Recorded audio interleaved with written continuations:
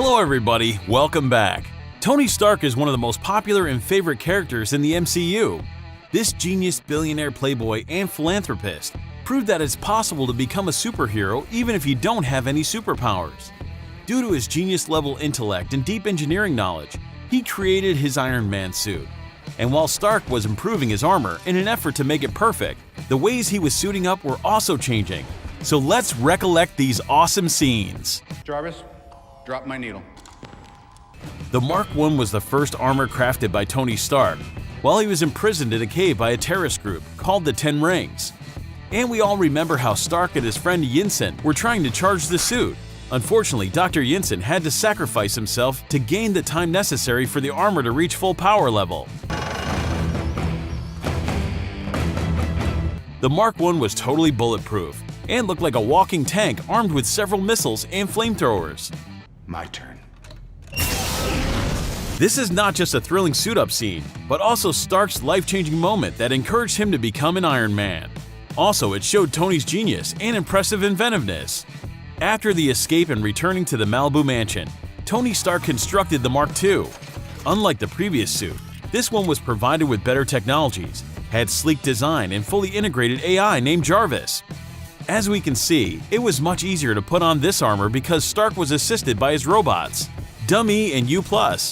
Due to wonderful background music and impressive CGI effects, this suit-up scene and the following test flight scene are just amazing. It looks like a dream. After it, Stark developed his third Iron Man suit that was equipped with different weapons and featured a red and gold color scheme. Throw a little hot rod red in there. Yes, that should help you keep a low profile. When Tony discovered that the Ten Rings had taken control of Gulmira, he was full of anger, hate, and a desire for revenge. That's why Stark decided to test his Iron Man suit and kill the terrorists. The first Mark III suit-up scene is full of details that show how Tony was fitted with all the pieces of the armor.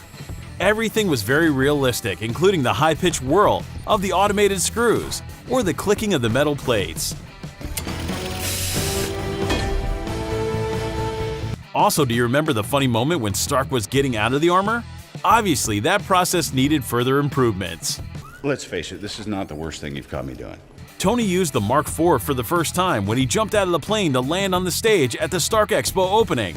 We can see that this armor was much easier to take off, but still, it was impossible to do that without Stark's robots. Plus, thanks to the wonderful AC/DC song Shoot to Thrill and amazing performance, this scene will be remembered for a long time. The next scene where Tony Stark had to put on his suit became one of the most satisfying and fan favorite. This also applies to the armor he was wearing.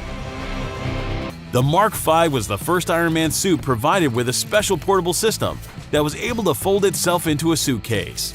Thanks to it, Stark managed to deploy his armor within several seconds. It saved his life and helped to stop Ivan Vanko. When Stark managed to improve his arc reactor, he created new armor named the Mark VI.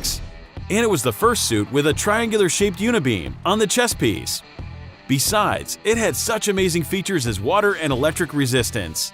At the same time, Tony needed robots to take off this armor, but due to various modifications, he was able to do it even while he was moving. We saw the Mark VII for the first time just right when Loki had thrown Tony through the window in the Stark Tower during the Battle of New York. This was the first armor provided with the remote capabilities. As soon as Stark ordered Jarvis to deploy the Mark VII, it jetpacked out the window and thanks to special bracelets formed around his body moments before Tony hit the ground.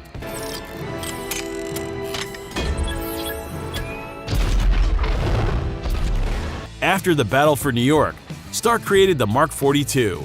The armor was able to separate into small armor plates and fly to Tony when he used remote command through the subcutaneous chips.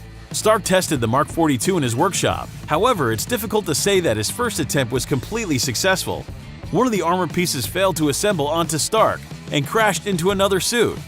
Also, when the pieces flew to him, Tony was pushed back from the humming blows, and obviously, the last piece of armor hit him rather painfully.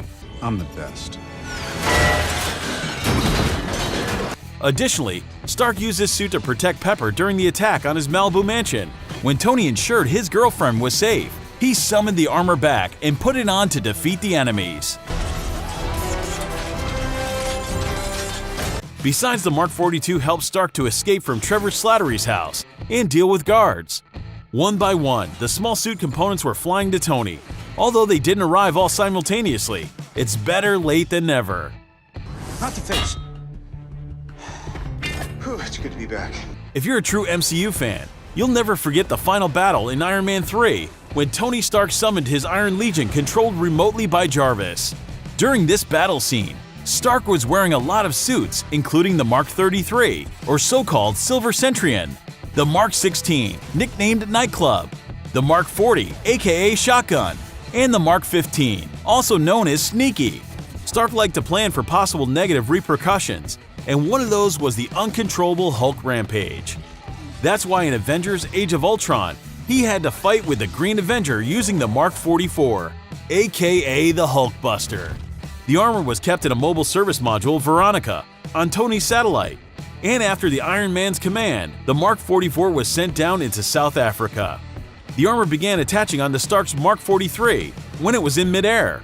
Probably anyone will agree that this is one of the most epic suit-up scenes.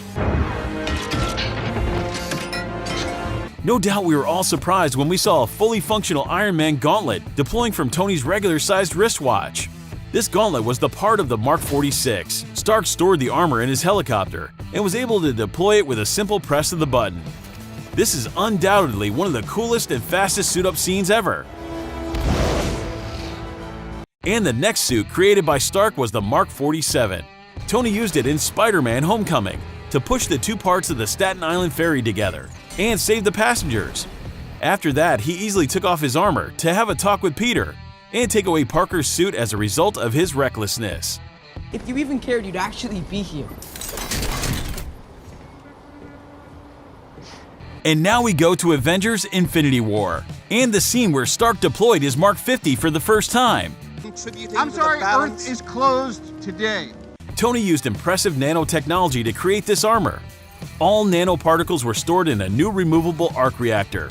They were able to deploy all over Tony's body in a couple of seconds. In addition, he was able to use the nanoparticles to form S.H.I.E.L.D. or various weapons. Where'd that come from? It's nanotech, you like it? The Mark 85 became Stark's final armor and the pinnacle of his engineering skills. He was wearing it during his travel back in time to New York. There he used the suit when he jumped out of the Stark Tower, repeating the scene from the first Avengers movie. Thanks to the nanotechnology from the Mark 50, this armor quickly wrapped around Stark's body and helped him to maintain his cover. Also, before Hulk used a nano gauntlet, Tony deployed the Mark 85 and even created an energy shield. Unfortunately, the suit didn't protect Stark when he snapped his fingers and defeated Thanos. And I am Iron Man. Don't forget to comment on your favorite Iron Man suit-up scene. Thank you so much for watching. If you like this video, give us a like, comment, and subscribe. Not bad.